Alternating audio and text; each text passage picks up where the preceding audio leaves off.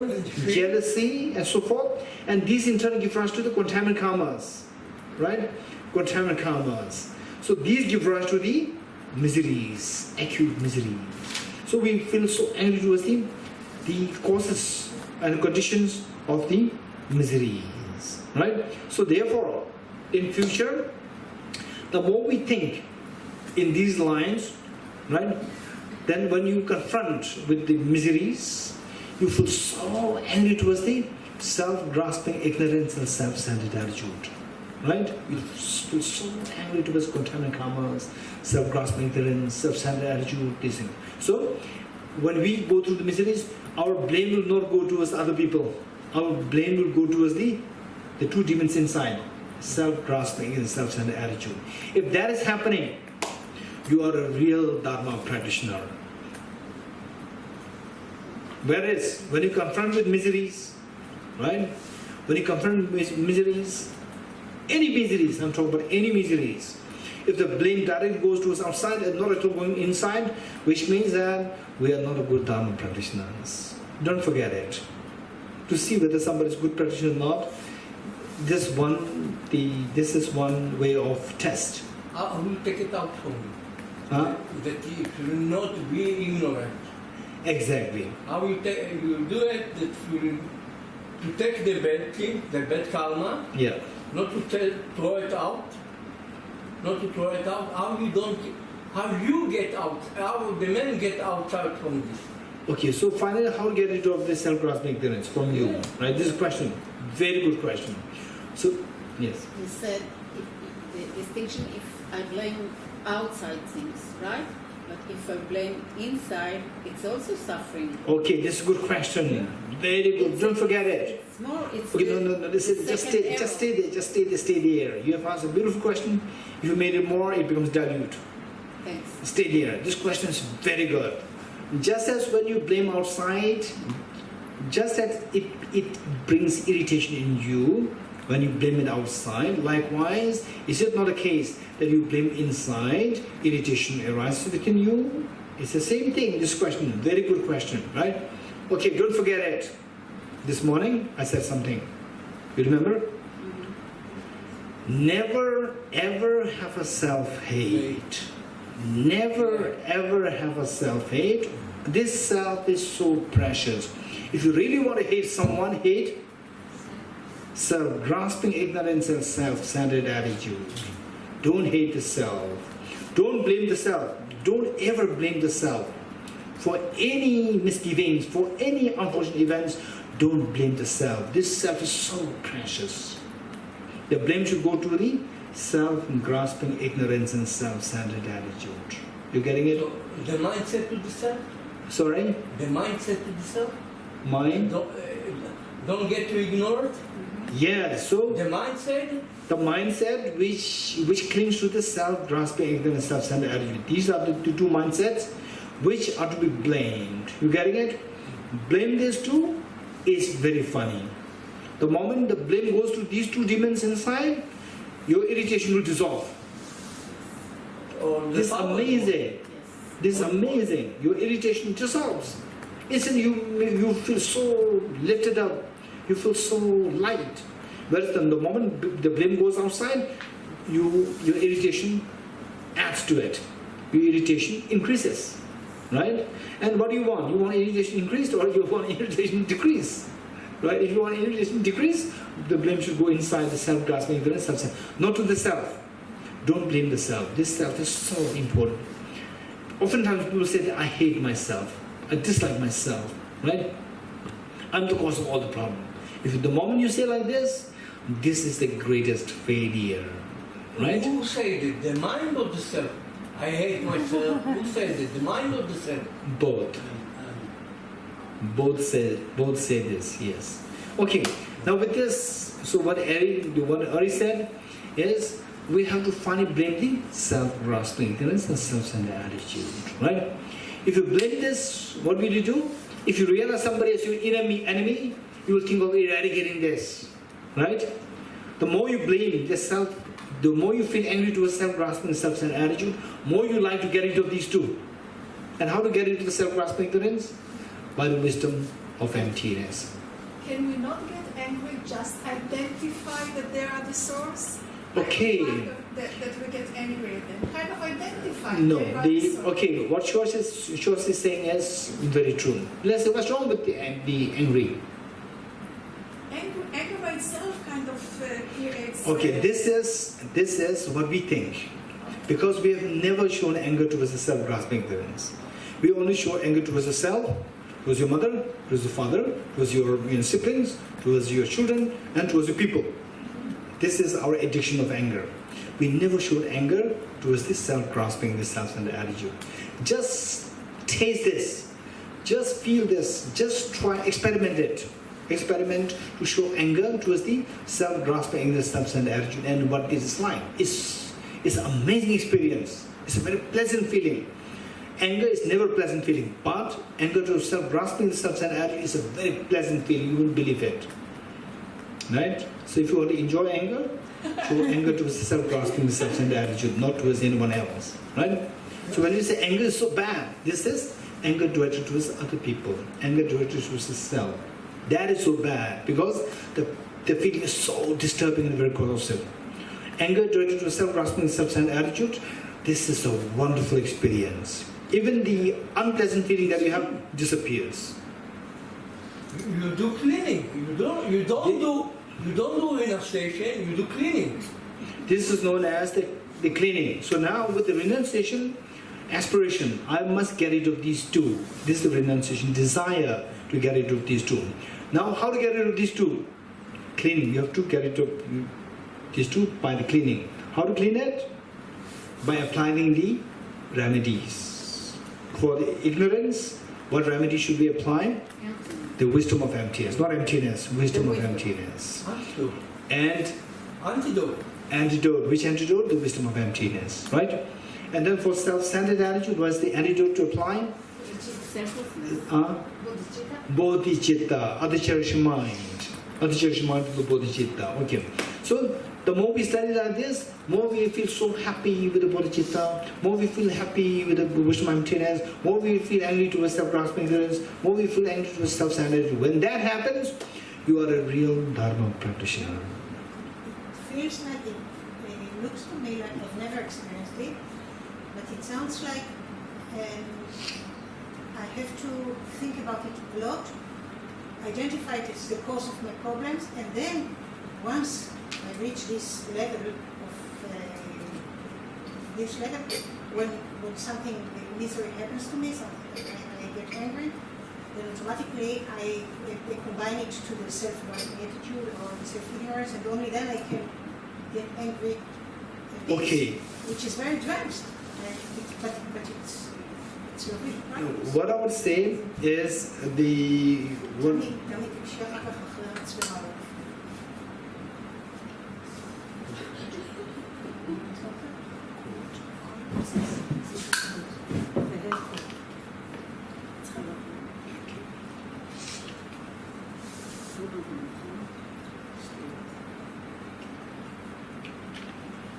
Okay, so the point is that, okay,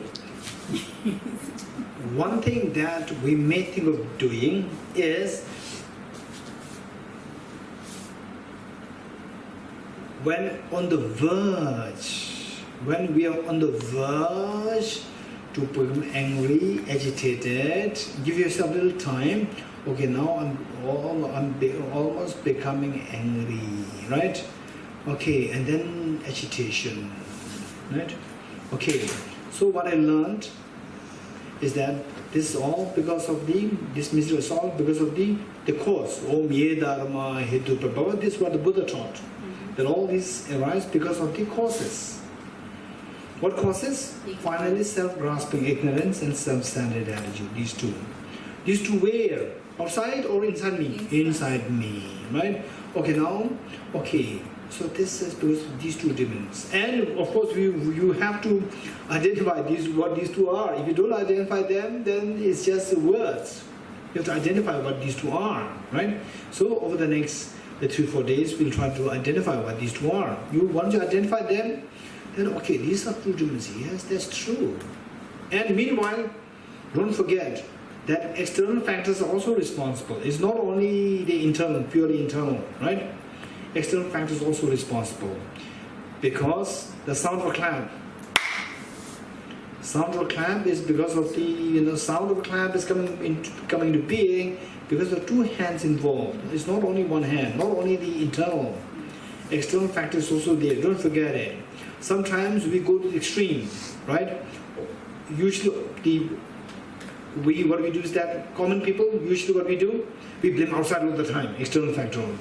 And then once you go into Dharma, some people say it's purely internal, nothing external, right? This is also one extreme. This is also one extreme. Because if you don't acknowledge the reality, then when you really confront with the problems, and then when you see that somebody else is also involved, somebody else is also, contributed to this problem. And then the Buddhism says that in Buddhism what I learned is that it's all internal, it's not this person also involved. Then you may give up Buddhism. Because we've been very unrealistic. We should be very realistic. The Buddha taught us how to be realistic. So therefore we have to acknowledge both. Sound of a clap. Because of two hands, not because of one hand. Not purely internal, not purely external. It's because of two hands. So what we do is try our best to get rid of the external factors to the best you can. For example, say with the food. With the food, wherever you travel, make sure that the external food that you eat, the safe. You eat safe, it's not purely internal, you can eat anything, then you become safe. Right? I've done my best, right? Then internal, but because of the external, I realized that there's no problem because of the external, and in Buddhism it says it's internal, that's not true, I give up Buddhism. This is the wrong understanding of Buddhism. Right? We have to acknowledge the reality that external and internal factors both are involved. You're getting it? This is so important, we have to acknowledge that. But the point is external factor, try your best to stay away from the external factors to the best you can. But it is not 100% possible. It is not possible that you can get rid of external factors completely. Try your best. Try your best. It doesn't mean that you cannot, take care of yourself. You can take care of yourself from the external factors. You can. But don't expect that to get rid of the external factors completely so that your miseries will not happen. That's not true. External factors,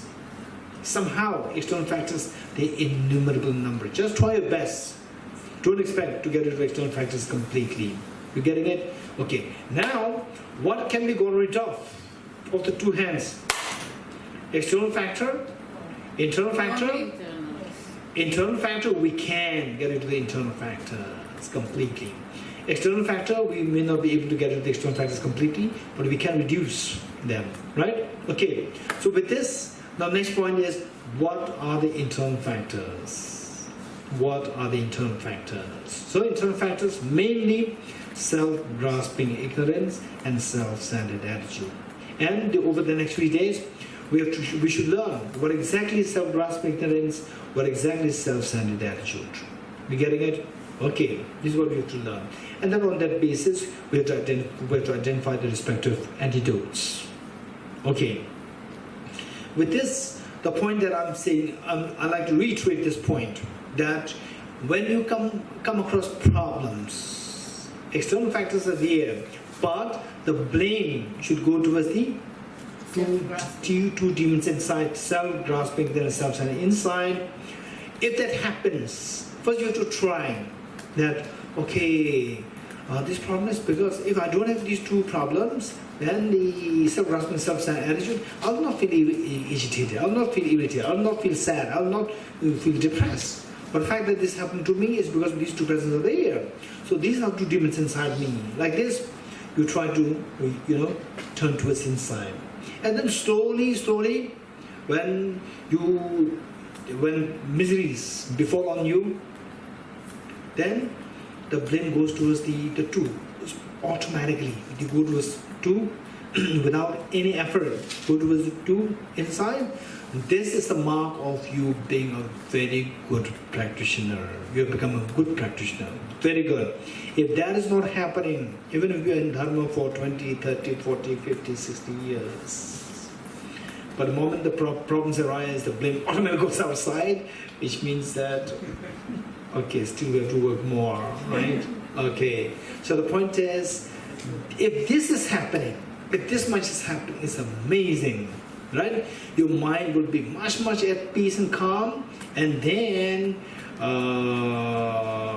people around you, you know, they feel so comfortable to be with you, right? Irrespective of who the other person is, they feel so comfortable to be around you. Whenever they have some problem, they just feel like discussing with you. They just feel like seeking your advice. When these things happening, which is usually not happening, slowly, when that is in numbers increasing, which means that you are going in the proper direction of the Dhamma practice. Very good. Okay, this is the point number 3. Point number 2. Seal number 2. What is seal number 3? What is seal number 3? Everything is of the nature of emptiness and selflessness. Okay. Now, what is the link between seal number 3, seal number 2, and seal number 3?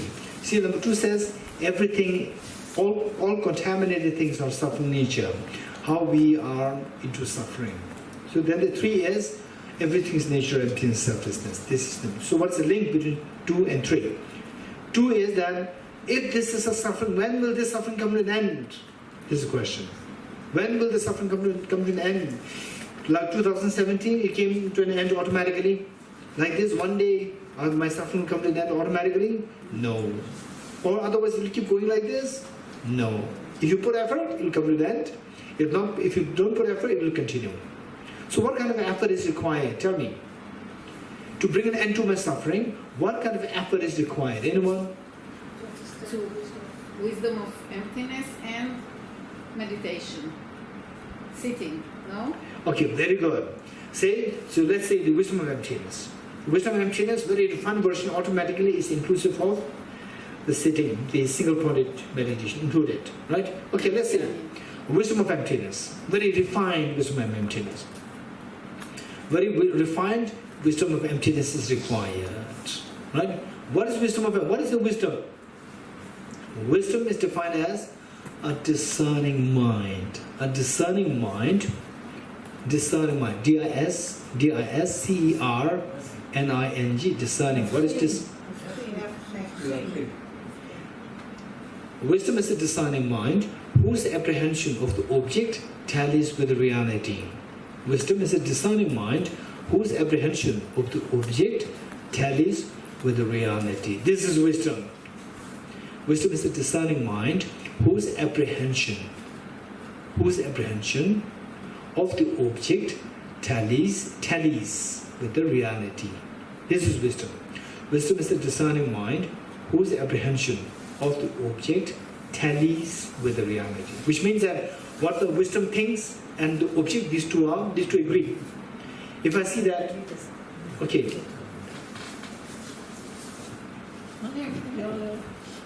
This is for this purpose. I see. Okay. Thank you. Okay. I look at this and I say, wow, beautiful, beautiful white flowers. No. Beautiful white flowers. Is it correct mind or invalid mind? Invalid mind. It's not valid. Because why it is not valid mind? Say, wow, these are beautiful white flowers. Or let's say, these are the beautiful chocolates. Right? These are the beautiful white chocolates. Okay, is it valid mind or invalid mind? Yes. Invalid mind. It's not wisdom. It's not valid mind. Wisdom should be valid. It's not valid mind. How is it not a valid mind? Because what the mind thinks and the object, these two don't agree. Right? What the mind thinks is a chocolate and the object is not a chocolate.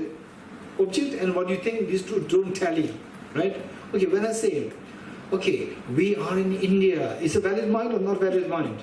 No. Huh? No. Not valid mind.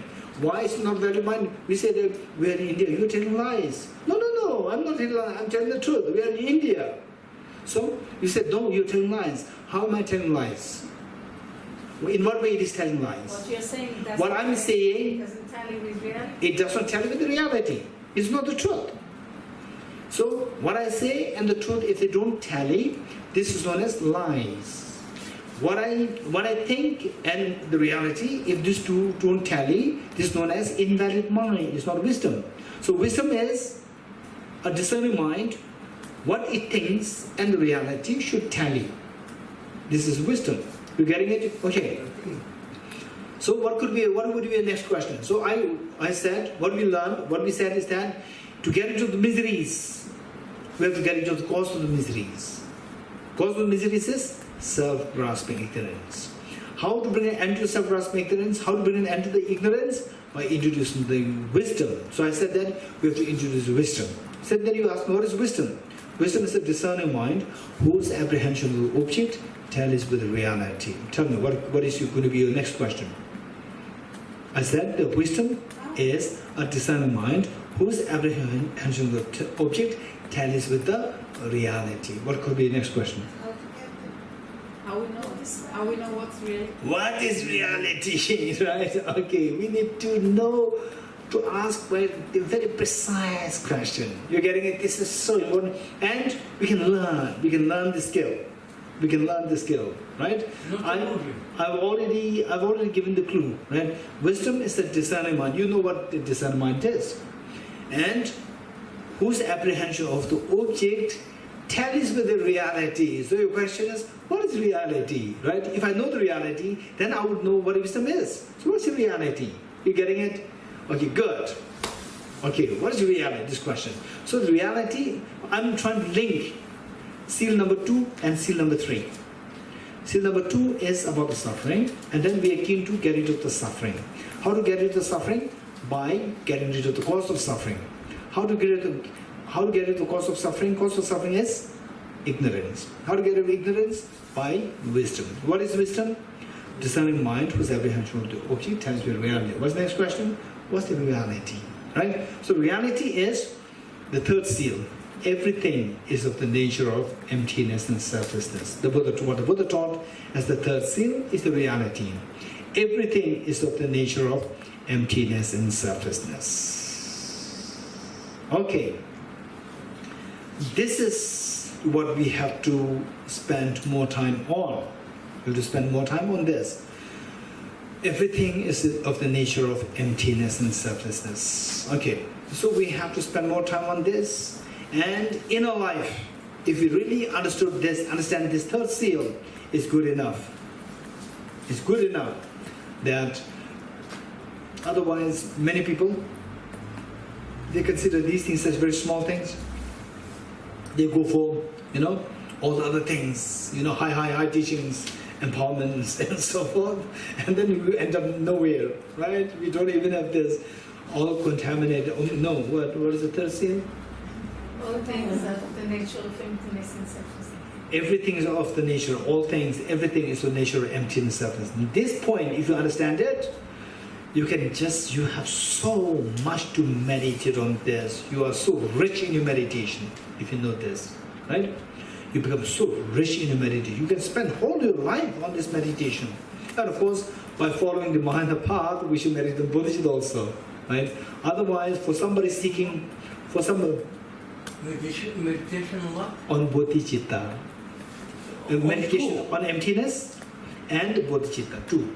And truth? Can I do meditation about truth? Truth. True, about that? About the truth. Yeah. Yes, about the truth. This is the emptiness. What is the ultimate truth? This is emptiness. Right? Meditation on the wisdom of emptiness. Okay. So the point is that if you can meditate on the wisdom of emptiness, complemented with meditation on Bodhicitta, you already have so much to meditate on. You are so rich. And in fact, your time, this lifetime is so short for a meditation, right? You have so much to meditate on. We are so rich in meditation. So we have to understand what this wisdom of emptiness is. It's for this reason that the Bodhisattva Shantideva said, he said that all these branches of teachings are taught by the Buddha in order to ignite the light of the wisdom. Don't forget it. All these branches of the teachings of the Buddha are taught by the Buddha to ignite the light of the wisdom. Light of the wisdom. Right? So this is so important many people. Alright, how many people who claim to be following Tibetan Buddhism, right? Chinese Mahayana Buddhism, Theravada Buddhism, how many of them really understand this third seal? So less, unfortunately. And without this, the whole door is shattered. What the Bodhisattva Shantideva said. All these branches of the teachings are taught by the Buddha to ignite the light of the wisdom. And that part is missing, right? So what is this wisdom? What is this reality? What is reality? The third seal.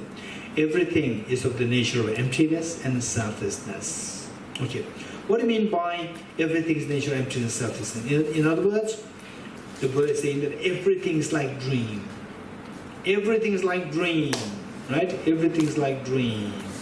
Okay, this is where we have to spend more time, we have to study more, we have to reflect more, and if possible, on a daily basis, spend more time on this, right?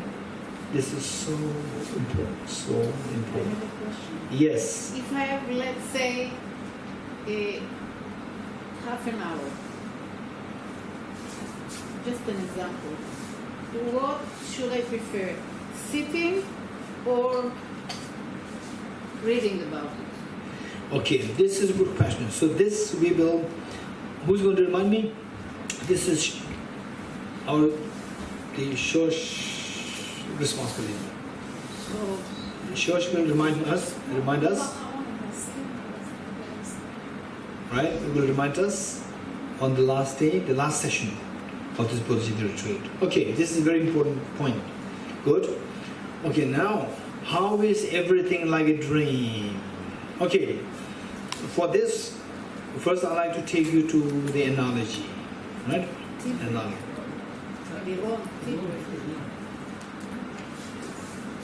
Okay, first I'd like to take you to the analogy. Okay, analogy of, say, the dream. So the third seal said that everything's like a dream. Everything's like illusion. Everything's like mirage. Everything's like mirage. Everything's like dream. Okay, there should be one stanza. Where is that?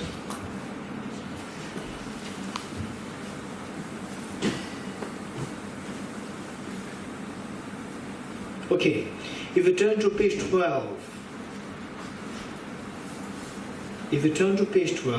of the book, we have 3 minutes according to this. Yeah, I've been looking at the clock. We have 3 minutes. We have 2 minutes now. Okay, page 12 stanza 7. A star, a visual aberration, a flame of lamp, an illusion, a drop of dew or a bubble, a dream, a flash of lightning, a cloud, see conditioned things as such. So this is what the Buddha taught in the Damdul Sutra. His stanza is from Damdul Sutra. Right? Buddha gives these examples. Okay, so this is understanding of the metaphor, examples, illustrations, or examples of impermanence as well as emptiness. Okay, star. Some of the scholars, they give a beautiful explanation about the stars. Okay, when do you see the stars? In the night or in the daytime?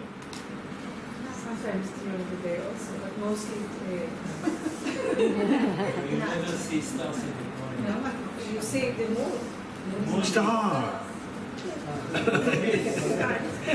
Okay, I was sure. Maybe in Israel there are stars in the daytime. Right? Yes, you see them in the evening when it's still Okay. there in the morning. Right. Okay. So the point is, right? The stars are seen in the night, not in the bright daylight. Right? Okay. Stars are seen in the night, not in the bright daylight. Okay. Night symbolizes the ignorance. The stars symbolize all the world which we see.